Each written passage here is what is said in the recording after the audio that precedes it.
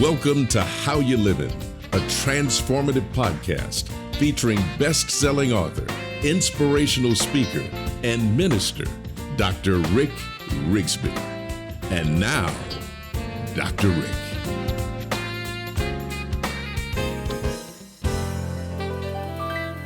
Hello, everyone. Thank you so much for joining us today. And if you are joining us, you picked the best day.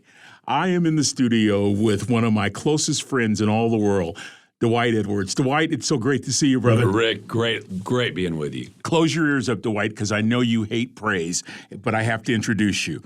Dwight is a former tennis pro, played in the 1970s on the circuit. He's a best-selling author. He's a highly sought-after motivational speaker. Former pastor of the Water's Edge Community Church in the Woodlands, Texas, married to his beautiful wife, Lori. He's a direct descendant of renowned theologian and pastor Jonathan Edwards. You may recall Jonathan Edwards' famous sermon, Sinners in the Hands of an Angry God. Dwight has written 6 books. A few of them are bestsellers. My favorite is Say No to Vanilla. More on the personal side. For 30 years now, Dwight has been one of my closest friends. He is one of my mentors. He can tell you the good, the bad, the ugly. The bad was probably with him by my side when my first wife, Trina, went home. It was Dwight, who I write about in my book, who told me, I don't know why Trina died, but I know God is sovereign. And I held on to that line for years. And then a couple of years later, as we celebrated marriage, Janet and I, who was it that married us? My dear friend, Dwight. So, Dwight, it's such an honor to have you here. You know how much I love you, brother. Well, it goes here the same way. I mean, what a relationship God's given us over the years. And just a thrill to be here, Rick. Love you, brother. So I love you, too. And I was listening over the weekend to the last time we were together when we had a podcast where we were talking about Say No to Vanilla. And I realized we didn't get very far. No, we didn't. We did not. Here's the bottom line, Dwight. You have devoted a lot of time into encouraging people all over the world from every walk of life to live their best life. So, what's the big deal about vanilla? What's so wrong with vanilla? Well, to all the vanilla lovers out there, let me just say this is not a diss on vanilla per se.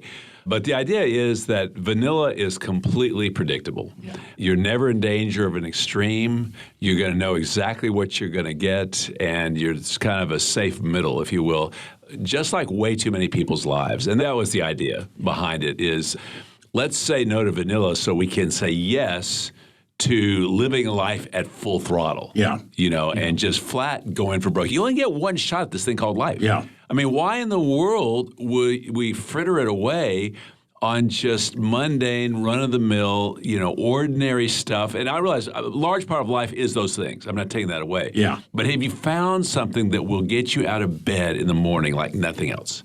Have you found something that will bring a greater light to your eyes, a greater vibrancy to your voice, a greater spring to your step? Because if you haven't, it's there. It's just waiting to be discovered. Well, that's so good, Dwight. I'm going to put you on the spot, okay? What's new?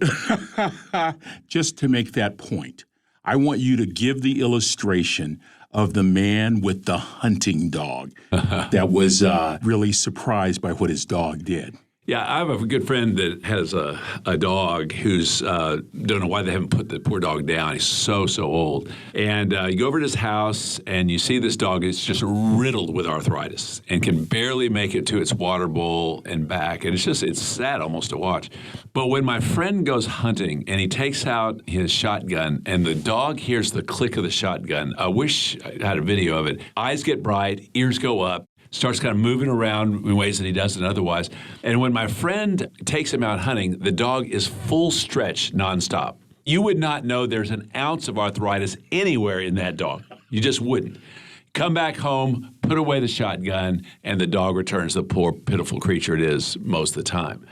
And the question is, well, what makes the difference? And it's very simple. That dog is a hunting dog. Its parents didn't teach it to hunt. It didn't go to school to learn how to hunt. It's its DNA. It's what he's made to do. By the way, our website has a video on this that's about 3 minutes long. It's a great resource. Vanillabusters.com, and you can just go on and watch the video. So I like to ask the question, have you heard the click of the shotgun for you? Yes. For you. Because that's going to vary dramatically from person to person. I've got another friend who has a dog, and that dog, the only time it can relax is when everybody in the family is together at the table. If different members of the family are off in another room, it's kind of walking around, it's a bit antsy, but get everybody together, goes off to the side, lays down, and is fine. Why? Because it's a herding dog. Wow. And it didn't go to school to learn how to herd. Its parents didn't teach it how to herd. It's its DNA.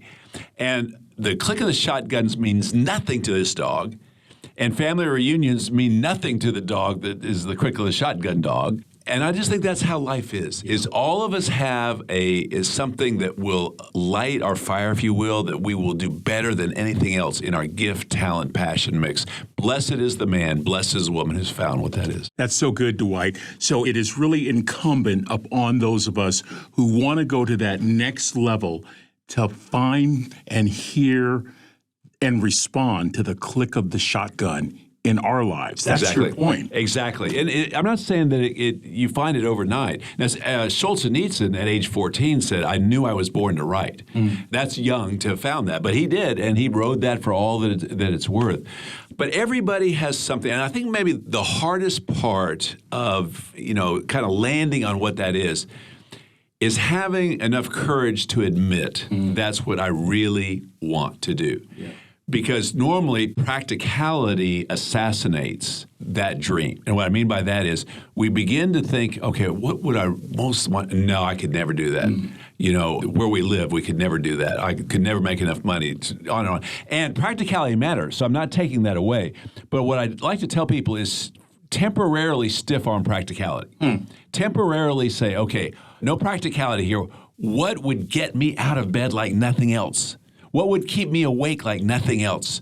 When I have spare time to read, where do I tend to go? What would people who know me best say, you would be really good at this? On and on it goes. And life is very practical. And sometimes you can't do what you'd love to do full time, but you can do it incrementally. Yeah. So a great story. I love this. There was a young man who went through law school. He was a lawyer in Mississippi. And he discovered not too long into it, he really loved to write, but he's a lawyer and he can't walk away from his job. So what he did is he went down to his office about 6 o'clock each morning and he wrote until about 9 when he went to court. And he did this for a number of years and just kept slowly pushing his dream along. And John Grisham is now pursuing his dream. He's doing what he's loved to do, but that's how it started. Sure. It's just slowly pushing the dream along. I can relate to that. Yeah. I can relate to that. You said so many things that are so good. You're really outlining the epic life. And what I love about it is it's a life that is not exclusive to rich people, to famous people. You got to have some courage. We talked earlier, a couple of months ago, you have to have passion, but we never talked about courage or creativity or diligence or perseverance. Pick it up from there. Well, my idea in writing Say No to Vanilla, it came first off of the book Good to Great. Good to Great. Yeah, and where he takes 1,000 companies and says, okay, this is what these 10 do better than anybody else. Well, I thought, let's do that with individual human lives throughout history. Yeah. And so what I did is just over the years of examining lives and so forth, came up with 5, what I think are the 5 common threads of an uncommon life. So the first one was passion that we talked about. Yeah. Is you found that extraordinary dream. You found what you're made to do. Right. Nothing great is ever accomplished without passion. Come on. You can be good, but you cannot be great. Come on, brother. Without passion. Secondly, there was creativity. It's a willingness to think outside the box. Although it also means respecting the box. So there's an important balance there. Sometimes when something's in the box, there's a good reason for it. But it's saying I'm not going to be controlled by that. So Sure. it's just a willingness to think outside the box. We call it creativity. The third is basically risk-taking. It's what I call courage. And it's the willingness to take the risk.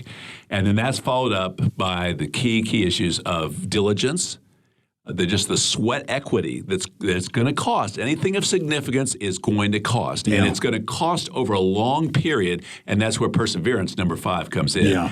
And so basically it's just showing, life after life after life after life that were extraordinary. Those tend to be the common 5 that you find. Dwight, those all sound awesome. But why do people shy away from living an epic life? Is it because they are, I think you mentioned, you have to have the courage to make the choice to do it. Would that be the single reason right there? Yeah, I think that's a huge part of it, is having the courage to go down deep enough and say, you know what, this is what I love. No, this is what I was meant to do. And let me just say, there's a difference between saying this is what I'd like to do and this is what I was meant to do. Wow. So that's very, very important. Yeah. I would like to sing like Andrea Bocelli. Yeah. I would love that. What a high that would be. It's never going to happen. It's never going to happen in this lifetime. Ask anybody who's ever heard me sing. Yeah, I know. It's done. It's over. You're right. The battle is lost. So, but finding, what it is that, for whatever reason, communication just lights my fire, whether it's teaching or writing, for whatever reason, But I didn't go looking for that. It found me. So I like to say your extraordinary dream will find you more than you will find it. I have often said, much to your consternation, that you're the best communicator that I know. Oh, brother, God help us. And I mean that. Your use of adjectives, your use of the English language, your ability to paint a picture. It has been my honor and education to be mentored by you. I have to agree with you. I think your purpose will find you. Yes. And I want to really encourage people that are listening, especially if you find yourself at a job that you think is a dead-end job or you don't seem to be getting far enough down the line as fast as you would like to go. Think about the words that Dwight's saying. Your purpose really will find you. For 40 years of my life, I made life about me. And then you were there during the worst day of my life. I literally discovered my purpose at the casket of a wife. And it was when I remember I sensed in my heart, God say, do you trust me? And I remember my profound spiritual lesson or answer. I don't like you right now. I love it. But I trust you. And I can remember this as clear as I sensed it in my heart 25 years ago. If you trust me, I will use your pain to display my glory, to encourage, help, and uplift people with hope all over the world. My purpose found me despite me. That's not an excuse to stop working. It's not an excuse to stop going. That's really motivation to stay at it. Dwight, would you encourage people to stay at it? Stay at it. I promise you this. Wherever you are, your best days are still ahead. Wow. You've never taken more hits. You've never gained more wisdom. You never had a better overall view of life than you have right now.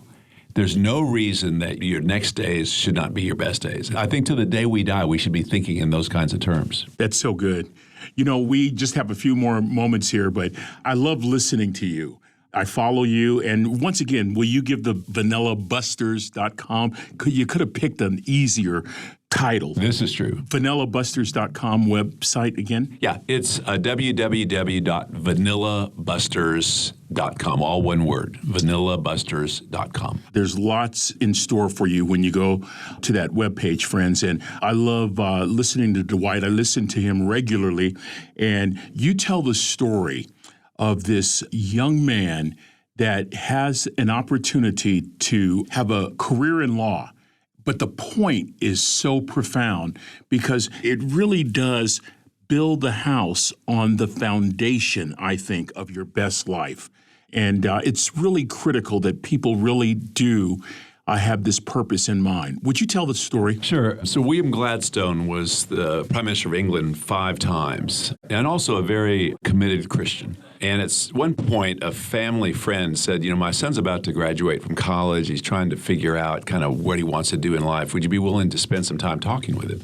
Gladstone said, certainly, I'd be glad to. So they set up a time, and the young man comes in the office and sits down, and, they begin to start talking. And so Gladstone asked him the question. He said, well, tell me what you're doing. He said, well, I'm in college. I'm just about to graduate. He said, great. What are you going to do after that? He said, well, I'm going to try to go to law school. I'd like to go and get my degree in law. And Gladstone said, I think that's fantastic. And so what do you want to do after that? He said, well, I guess after I get my law degree, then I'll go out and practice law and be the best lawyer I can possibly be? And Gladstone said, man, that's fantastic. And then what are you going to do after that? And he says, well, I really haven't told anybody this, but I was thinking about maybe when my law career is over, going into politics, and maybe one day somehow doing as much good for England as you have done, sir. And Gladstone said, that is a fantastic idea. I think that's a great plan. And so tell me, and then what do you want to do after that? And he said, well, I guess that at some point I'll retire. He said, yeah, I'm probably a good chance of that. And what do you want to do after that? He said, well, maybe, get a nice cottage by the sea, maybe do some writing, write my memoirs. I really hadn't thought too much about that. He said, I think that's a wonderful idea. And what do you want to do after that?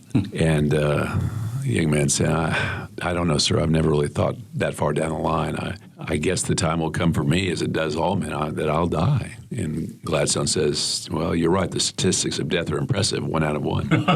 And what do you want to do after that? And he said, sir, I have to say I've never thought that far down the line. And Gladstone stood up. He had this massive right hand. He extended it to the young man. He said, young man, my advice to you is this. Go home, get down on your knees, open up your Bible.